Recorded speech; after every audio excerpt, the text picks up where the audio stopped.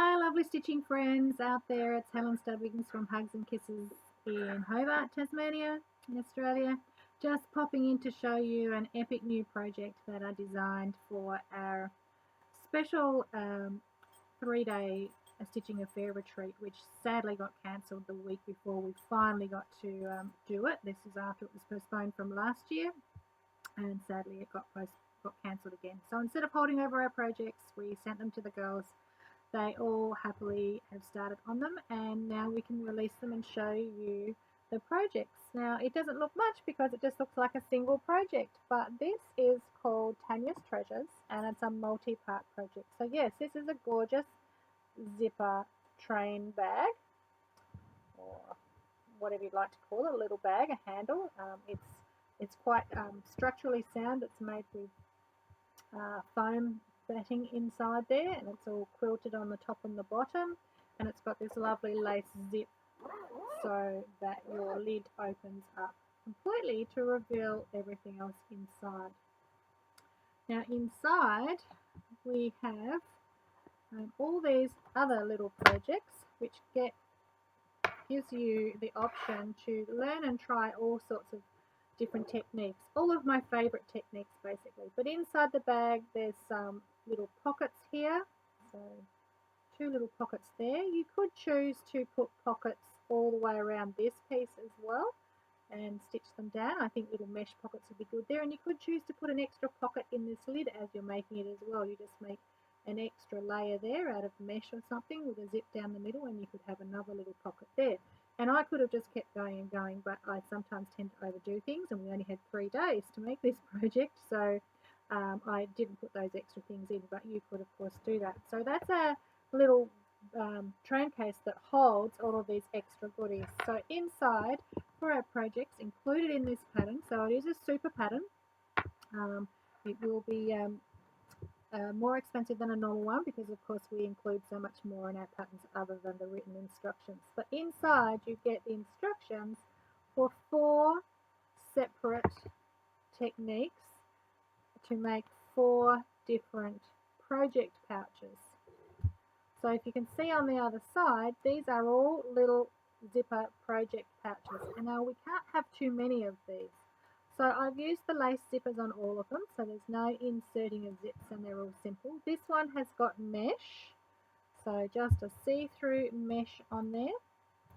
And then these 2 have got the see-through vinyl, so a little more enclosed. You won't get any moisture or anything in those, but they've got the vinyl. And you could choose either or do them all the same, or do some half and half like we did. Then the actual construction of the pocket is the simplest way possible. It's the lace zip, so no insertions of zips, and then just a single binding around the outside edges. So there's no turning, there's no inserting of zips, nothing. So they're really quick and simple to make. So you don't just have to make 4, there's room in the pouch to make several more as well if you wanted to. But then once you've got them all filled up with your goodies, you could have a project in each one, or you could have one for your threads, one for your pens and pencils and glues, one for your EPP shapes, and one for your fabrics. Whatever you could have, store anything in them. Of course, it doesn't even have to be for stitching. You can store your jewellery in there, or your underwear, whatever you like. Okay, so the 4 different techniques that are included. This one is EPP clamshells, and it uses my iron-on leave-in pre-cut papers, so the EPP iron-ons. So the papers are ironed onto the fabric, the top's glued over, they're all glued up onto your background and then just stitched together along the top of each row. And then the paper stays in there. So if you haven't used our EPP iron-ons or our applique paper before, it's a special iron-on semi-water soluble paper. So you iron it on, leave it in, and when you wash it, all the stiffness dissolves and it just stays in there as soft little fibres inside. So that one's clamshells, so you get to try out the clamshell method. And also have YouTube videos for all these methods too, if the instructions, if you're more of a visual person and you haven't done it before, then check out the YouTube videos.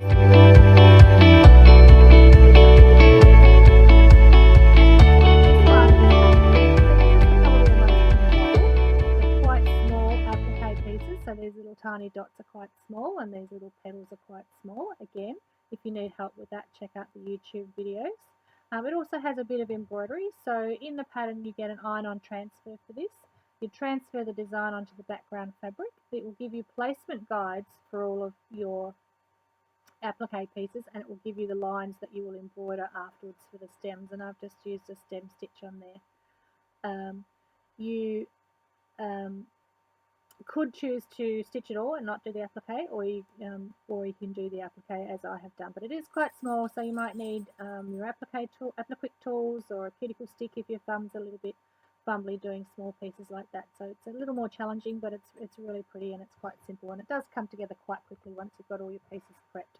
Of course, we include applique paper in the pattern as well, so you don't need to buy a full pack.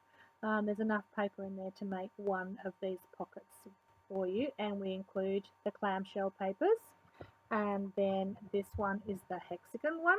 So we include all the 1-inch hexagon papers. Again, they're the iron-on leave-in papers, so really simple, portable to do. Whenever you've got a few spare minutes at the football or sitting on the train or in the doctor's surgery, just grab out your hexes and do a few stitches and it'll come together very quickly. So that's 1-inch hexagons, really simple. Makes that one. You just make your fabric panel. And then the last one is a Stitchery version. It does have a little bit of applique on here just for the basket, but you could choose to embroider that instead. And then it's just pretty much basically back stitch. There's a little bit of chain stitch where you can see these heavier lines, and just 2 little satin stitches, which you could choose not to do if you didn't want to, but I've just added a little bit of satin stitch for the little dots there. So that's a really simple Stitchery, and again you'd get your iron-on transfer, so it's just a sheet of paper with the design on it. You lay it face down onto your fabric and get a hot dry iron and transfer the image from the paper onto the fabric, and you can get 2 or 3 out of that transfer, so that's included in the pattern as well. So everything you need is in the pattern, including your colour photographs, all your applique paper, all your EPP iron-ons, iron-on transfers, and also a design sheet. So if you don't like the transfers and you'd prefer to trace with a light box, you can do that as well. And then the instructions to make up the train case that carries them all. We do have kits available for all of this.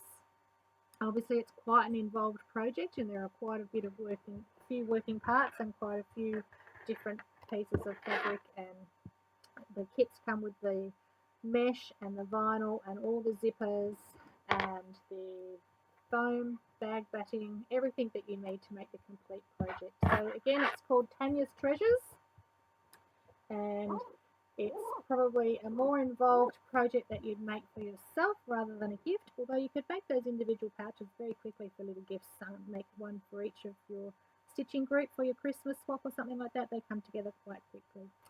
I love it, and I think I will use this a lot if I can get it back from the shop one day. And I think it's a really just handy, usable bag. It doesn't have to be for your stitching goodies. As I said, you can keep your underwear in there if you'd like to, but this is the Tania's Treasure Bag. Hope you're having a great day, getting plenty of stitches in each day, and having a wonderful week, and I'll catch up with you again soon. I'll put the link in the comments for where you can find the project on the website.